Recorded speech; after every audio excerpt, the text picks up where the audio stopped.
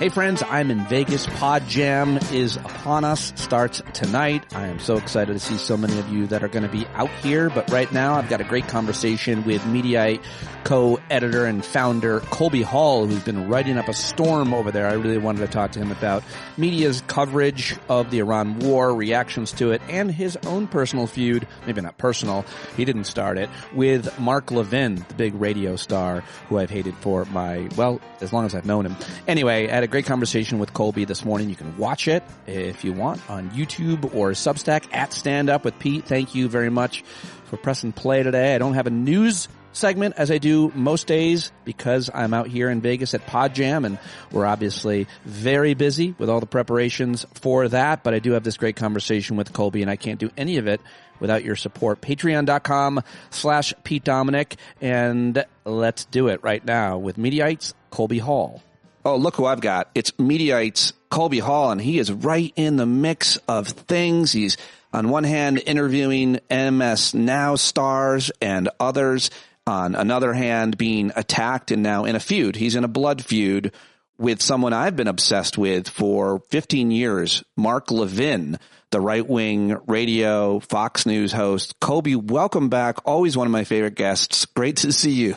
You say that to everyone, I'm sure. Oh, you're my favorite guest. It's good to be back, Pete. Always enjoy having a chat. And congratulations on hosting a subscriber event. Good for you. Yes, out here in Vegas for Podjam 3. Thank you. We'll have to get you out here or at one of these events in person. I don't know how far you travel unpaid, but we'll get you some money. I want to give you a personal appearance. I say that a lot of people are my favorite guests. Some I mean it. Some I don't mean it with you. So you called me out. You got me. There you go. Fair enough. I got a sense. I'm very perceptive. Who was it I saw you? Who was it? MS Now. Somebody. Steph Rule. Yes. And it was right before they announced that she was leaving the 11 p.m. slot and taking over 9 a.m., which I think is better for her. And she's a lot and kind of extra, but I quite like her because she's dialed in, she's smart, and she transcends the predictable, talking points. She has I find myself learning something from her that I don't typically learn from otherwise predictable, progressive talking heads. She was great. Yeah.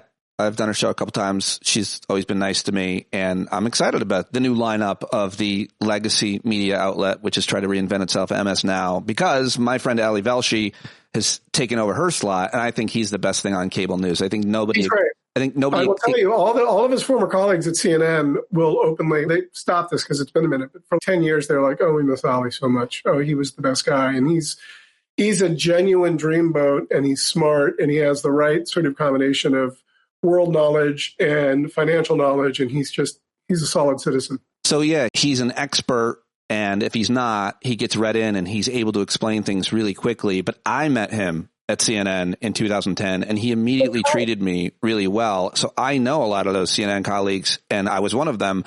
But he is also a moral leader in the way that he treats people at work in a corporate media atmosphere, especially women. You and I both know it's very rare, but in television to come across a genuine good person. I think I would say women and people of color particularly, but I think that highlighting that publicly is really worth it because he's very much a role model in how he treats people and how he creates opportunities both on his staff and how he makes sure to talk about and give certain attention to those issues, I think, on his program. And it's good to have a man, and granted, he's a Muslim brown guy, but Canadian, role modeling that. So we could shine him all day. I got to get to your feud. I've got to get to it. I'm obsessed with Mark. I'm obsessed with Mark Levin. I guess just what happened. Everybody should go read your recent piece at Mediaite. Mark Levin is furious with me. He's obsessed with you. There's a little bit of background here. First of all, Mark Levin is very influential in the conservative world as a sort of leading interventionist, right? He was the guy that was most trying to talk Trump into invading and attacking Iran a year ago in June. And when we obliterated completely their nuclear facilities, and yet then we had to go back in. So he's like in the sort of MAGA civil war split between interventionism and isolationism.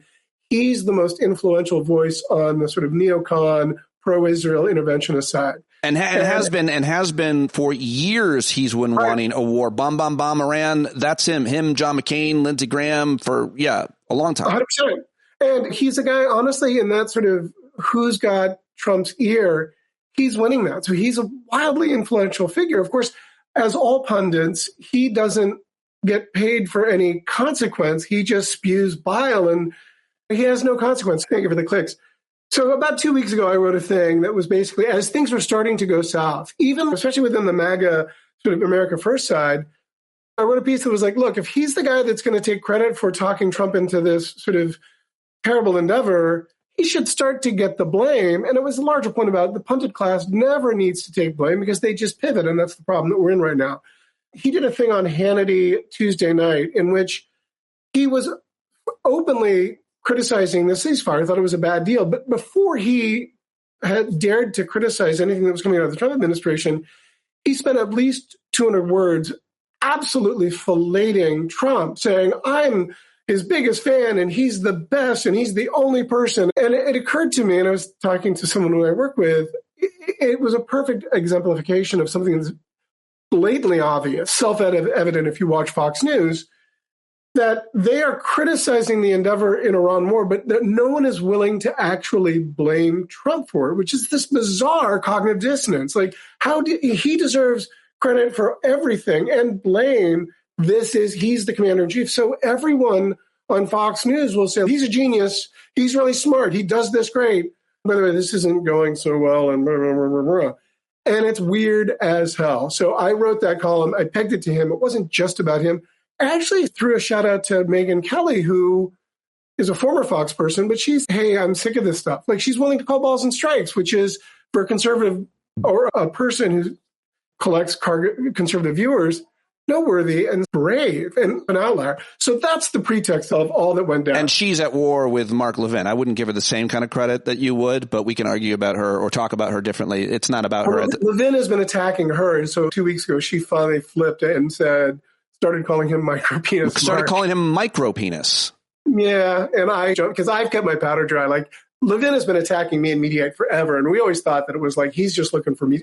I don't want to sound like self-promotional, but Mediaite is a very influential site in that world, right? So if you are on TV and you want to elevate your standing, Mediaite coverage is good, even if it's negative. A lot of these guys want the negative coverage because it means that it's like Kanye said, the opposite of love isn't. No, that's literally why I had you on. I had you on because your Mediaite and you are so influential that I'm hoping Mark Levin will see this and then trash me, and then I'll get clicks.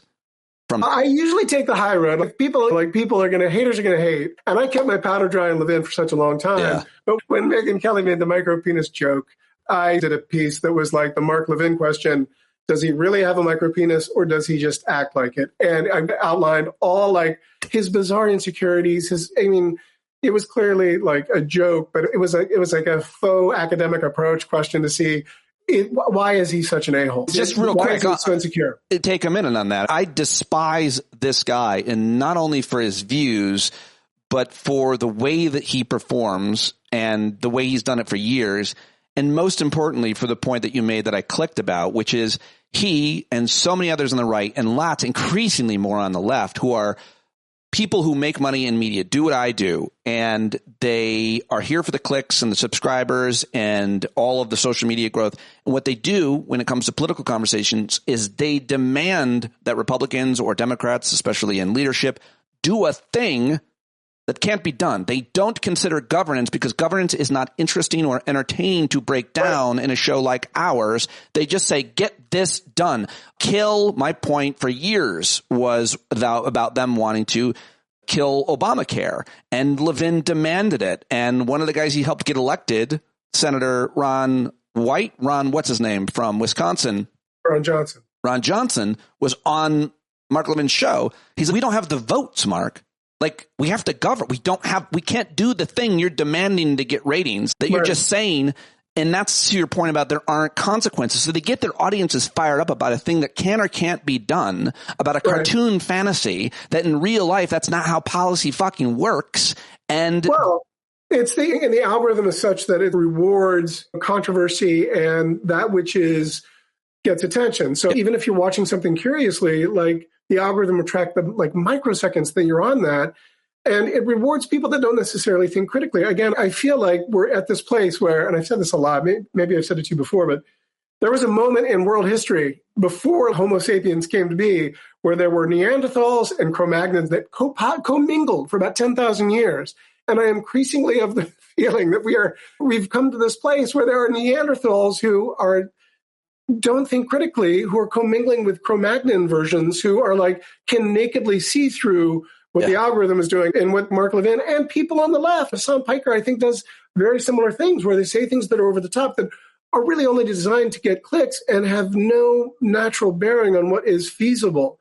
In a nutshell, that's where Levin is. And he's a guy who has gone from conservative radio host, who they call the Great One, he has a production deal. He has a Saturday night show on Fox News that no one really watches.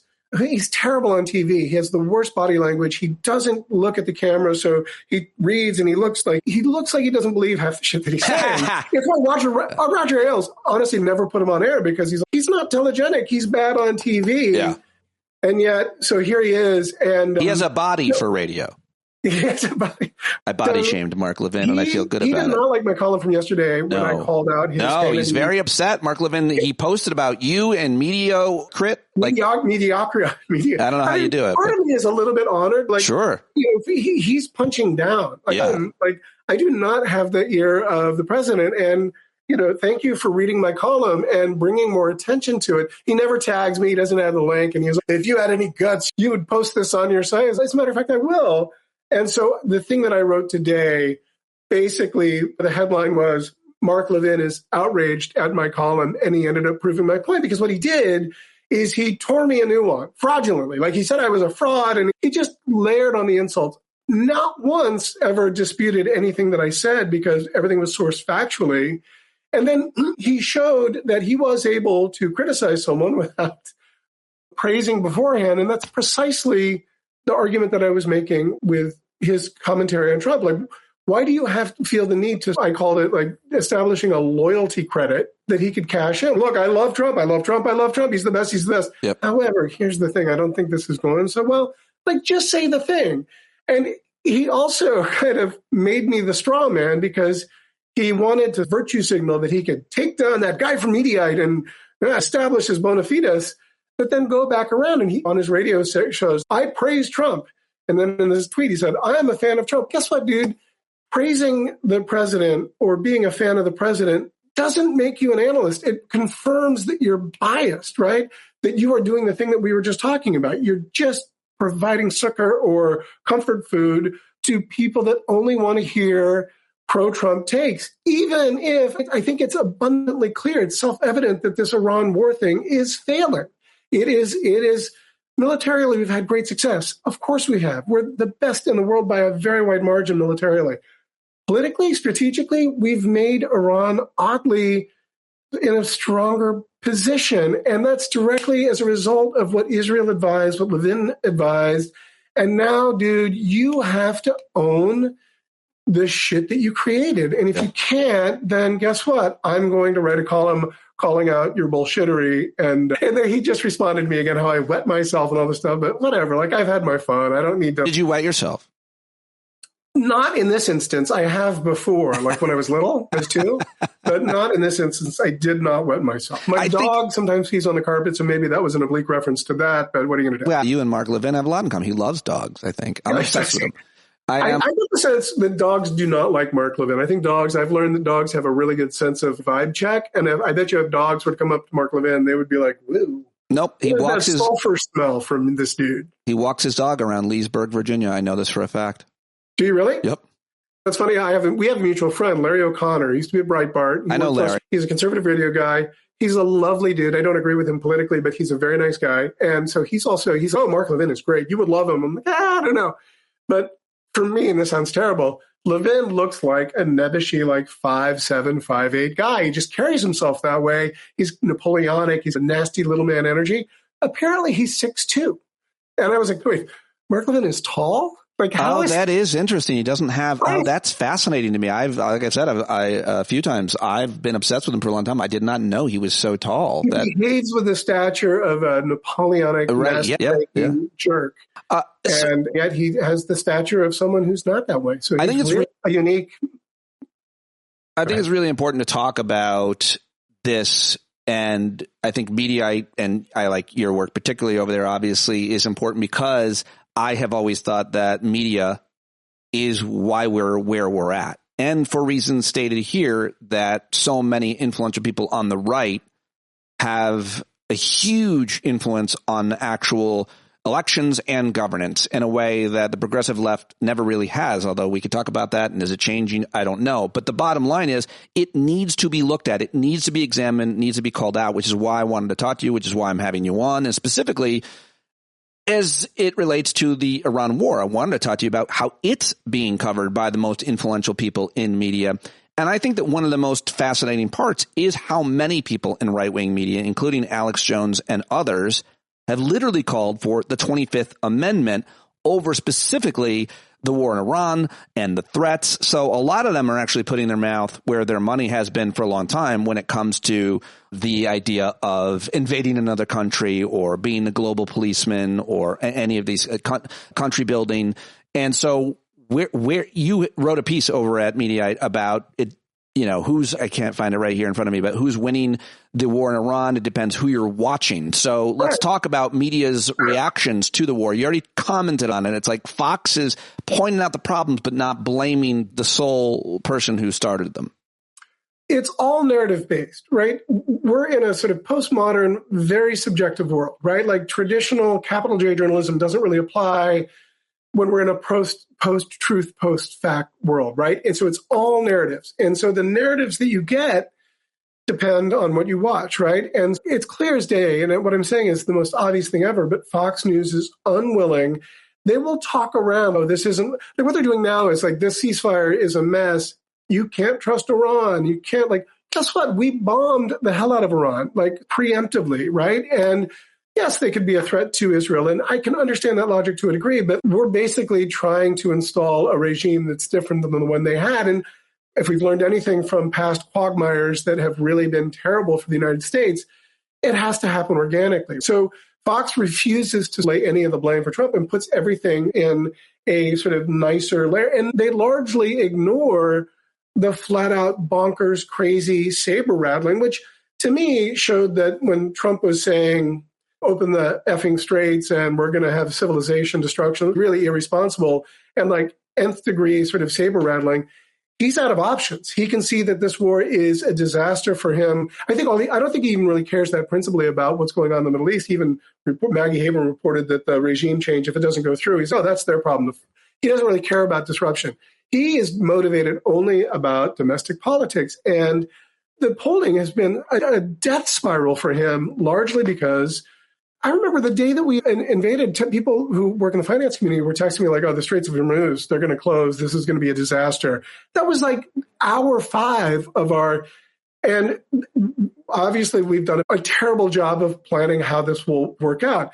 You watch other outlets, they get criticized by conservatives. Oh, you're cheering for the U.S. to lose. No, they're saying that the military is obviously dominating. But if we've spent $30 billion on this war and 13 soldiers have sacrificed their lives and the regime is still in place and now they have more power because they realize that they can weaponize and control the Straits of Hormuz, and we've actually put them in they're defanged entirely militarily, but we've put Iran in a much stronger place. And I think CNN and MS Now and other reasonable outlets have done a really good job of telling that story. And so, of course, we're in this super divided world. But getting back to the MAGA podcast set, Tucker Carlson on Monday suggested that Trump was the Antichrist. He used those words, but I wrote a column about it. He basically made the argument. He literally said this to his Christian audience, which is just most of them, and there's a lot of the firm believers. He gave them a moral exit ramp from supporting Trump, saying what Trump is doing, praising Allah, mocking another religion. And it was based on his Easter morning tweets, was flat out immoral, wrong, and went short of calling him the Antichrist, but saying it was like the work of pure evil. And that is a big deal. Oh, yeah. Oh, yeah. And so previously, I have covered this. Everyone loves to cover this MAGA media civil war, and it's fascinating horse race journalism. I would say, and I got caught up in that as well, because it's interesting when Megyn Kelly is fighting with Ben Shapiro. I think I would underscore it again. Maybe I don't think this is a minority view. I think it's more than horse race, fantasticism, clickbait. I think it's the probably borderline most important conversation. It's why I talk to you and why I go to Mediaite so much, because it's necessary to cover what the media, the biggest media outlets are covering, including those that are white supremacist, Christian nationalist, Nazi outlet. Like, we want to know what they're saying. You can question coverage and editorial choices and so on. But the bottom line is, if they're in a MAGA civil war, it's important. I think that's important because those shows lead people. And at some point, and Trump follows them as well a lot, talks to them on the phone all the time, talks to everybody on the phone. Go ahead. Laura, at that point, I got into this because I remember watching Bill O'Reilly, the O'Reilly Factor in the early aughts, and fascinated, like his command of language. And you look back and he's like a center-right guy now. He was more centrist than what's currently on Fox News. But the way that he used language to attack Obama, support Bush, it was shameless, but it was remarkably effective. And remarkably calculated, and he would check ratings, minute-to-minute ratings, to see how his message, how his words, how each segment rated, how it affected people, for sure. But, what I was going to get to is the MAGA media civil war was, for a long time, was like interesting to cover. It was it still is. But I always felt that none of these people were being bravely critical of policies, but none of them, in particular, the leading voices that are most like intellectually sound, Tucker Carlson, Megyn Kelly, less than the conspiratorial crazy people like Candace Owens and Alex Jones, they never really seemed to be ready to defect from supporting Trump. It was more on a principled, we don't want to invade, we don't want to do Israel's bidding, but we're still very much in support of Trump. I think the real story that's happened, the most unnerving thing for the Trump administration, is these individuals are now defecting. Now, look, if we know anything about these people, they're shameless and they will go where the viewers are. And if their audience, there's the wisdom of crowds, but there's also the opposite. There's the of crowds as well. Tyranny of the majority. They can get more viewers and clicks from people that are people pivot all the time. Ted Cruz and Marco Rubio were in insult wars with Trump, and now they're besties and they love one another. But I do think that we're at this critical juncture. And even Fox News, this is another column I wrote, is really stuck with this problem of, like, how do you support a really unpopular populist? Do you go down with a sinking ship? Because it's difficult to see gas prices coming back down anytime soon, inflation changing, and even people that voted for Trump 3 times are like, oh shit, we got conned. And that is there's still like 22, 25% hardcore, find their community with Trump. That's not going away, but he's pacing to be less popular than George W. Bush was at the end of his presidency when he was polling approval rating, I think, at 25%, which was the all-time low. Oh, is that the all-time? Yeah. The economy was collapsing at the end of Bush. And the Iraq War had revealed itself to be a terrible decision, and it was just checked out and gave up at the end. That's enough. And then Obama came in and saved everything and was a celebrity. And for at least 4 or 5 times when I was at SiriusXM, I was at a pretty good table at the White House Correspondents' Dinner, which is what I wanted to ask you about last year, because you've got a couple pieces about how far they've come or maybe regressed. You're criticizing the White House Correspondents Association for inviting Pete Hegseth to the dinner. And CBS News invited him, and the president of the White House Correspondents Association is CBS correspondent. But I talked to a pretty well-known anchor at a network, and this individual said to me, like, Trump is a guest, is going to be at the dais. He's the most aggressive attacker of the free press ever. So too is Hegseth. So CBS inviting Hegseth, a guy that sort of like flouted First Amendment by creating these crazy Pentagon rules that you can only report stuff that we approve. The fact that they would have the temerity, it's like embarrassing to CBS. What are you thinking? But then also, like, why is the White House Correspondents Association inviting the guy who is not just insulting the insults on fake news, all that stuff? They're basically using the FCC they're weaponized the FCC to cancel Colbert, to approve mergers that they think benefits their message, to threaten to fire Jimmy Kimmel. Like, how in what world is this event endeavor that's designed to celebrate the First Amendment and the free press in any way an appropriate place to have the sitting commander-in-chief who's been attacked? Last year, I decided not to go. I wrote a column and I got mocked by Megyn Kelly for making this virtue signal, even though I was self-aware in the column saying, I know this is a dumb thing to even write about. I am going to go this year. I'm not going to go to the dinner, but I am going to go to DC for the weekend for like work events and stuff. But I just don't think events where reporters and journalists are walking red carpets, I think is a big fail. Dude, you're not the story. And when you walk the red carpet, you're basically saying, look at me in my gown or my black tie. No. I guess if you're an entertainment host, if you have analysis, these guys are self-promotional, but come on, dude. You shouldn't be falling into the trappings of celebrity. That's not what it's agree. Yeah, no, I think that, and I've done it, but my feeling, I've sinned in many ways. I'm a hypocrite in many ways, but my general feeling is that it shouldn't be about you. It should be about the things that you're talking about. And I had a couple of opportunities in my career to make it a lot more about me. And sometimes, generally, I haven't, though. I've used my life a lot to talk about things. It's about the guests that come on, generally speaking. But the bottom line is, if you're a journalist, let's just say, you certainly shouldn't be the story. Right. And those are the journalists that I respect the most. Back to someone like Ali Velshi, if we're talking about broadcast. But there's plenty of other people that write for newspapers that still exist, and others that understand it's a pretty general rule. It's not about you. And then there are those who absolutely show up on the red carpet and love every profile and every possible light that could be put upon them. And this is where we cut to me walking down the red carpet in 3 weeks at the White House Correspondents' Center, and like revealing me to be full of shit. I've never walked red carpet. It just feels weird. Like that seems like maybe that just reveals where I am in my career, but I just don't like, that doesn't look at me. I guess it's part of the game, but I just feel like if you're a journalist, again, that's not the story. You're not the story. To be fair, if I looked like you, I would probably put myself in front of more cameras. You're so kind. You have a thing for me. I usually open with it. Today I'm closing. You're a good man.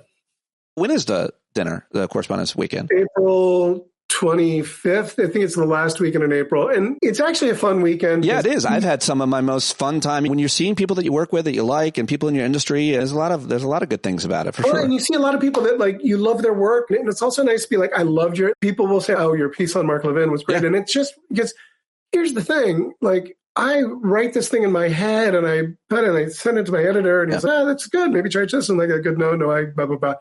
And then you tweet it out and you do it. And then you're like, there it is. Yeah, and sometimes people will comment on social media. I don't read the comments on media because it's dumb, but it's nice when you hear good feedback and say, oh, that was a really fun read, right? Yeah. And you don't really get that because I'm here with my dog, Frank, and Frank has not yet learned to read Mediaite, which is, I don't know if he's sending me a message, but he really likes Breitbart. Well, my way of showing you that is obviously always having you on and always reading you and celebrating the work that you're doing, working really hard over there at Mediaite. And I don't always agree with you on a lot of things. You always make me think. And I love the way that you write too, and the way that you frame things. And you've been at this for a long time. I always appreciate it.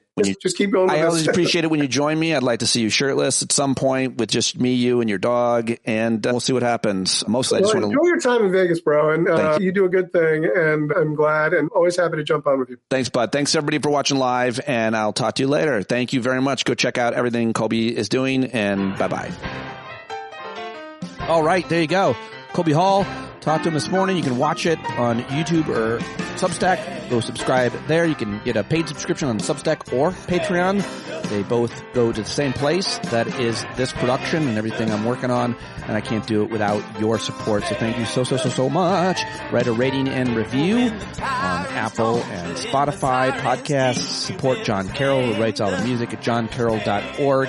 That is all I've got for you today. I'll be back with tomorrow. I don't know when or who with yet, but we will probably be here with another episode of Stand Up. So thank you very much, and go be the change you want to see, even if you can't all the time. When you can't see the forest for the burning trees, you got to stand up. Hey, you've been sitting so long, you got the creaky knees, you got to stand up. Stand up. I think you're driving wheels with leaking grease. Boy, you better stand up. Stand up. Well, there's a whole lot more of us who know what's right. They'll keep right on ignoring us if we keep sitting tight. You got to open up the window to let in some light. You gotta stand up. stand up. You gotta stare the devil straight in the eye. We got to let him know it's his turn to go. See it clear when all you hear is a lie. Don't get up off of your butt, get down off of your fence. Even if it ain't a very friendly audience, well, they'll begin to listen when you start making sense. And you stand up, stand up. No need to point your rifle to defend your town. Just stand up, stand up. You know they can't deny you what you're laying down. Boy, you better stand up, stand up. Show your face of every color, yellow, black, red, and brown. See the place where every lost child will finally be found. There's only one thing to do before we stand our ground, and that's stand up, stand up. Well, the founding fathers saw a land for all. They had to stand up, they had to stand up. They had a keen imagination for a crystal ball, drawing all the plans of a stand up. But all they had to go on was the time they were in, with other causes for laws, and since they weren't even sin, they knew that change was gonna come before the change would begin. They had to stand up. All right, they had to stand up. We got to stand up. We got to look the devil square in the eye. We gotta let him know it's his time to go, and make it clear when all we hear is a lie. Why you lying awake wondering where the money all went? It'll be the cost of freedom that'll go unspent. You can see him flee the scene of that experiment if you stand up. Alright, we got to speak up, we got to reach up, and raise your voice in every way you know how. Don't be toes up, you got to show up. Ain't no better time to do it but now. No need to pledge allegiance to no wanton tribe. Rise up, show obedience to the voice inside, and listen well and it'll tell you not to run and hide. It says stand up.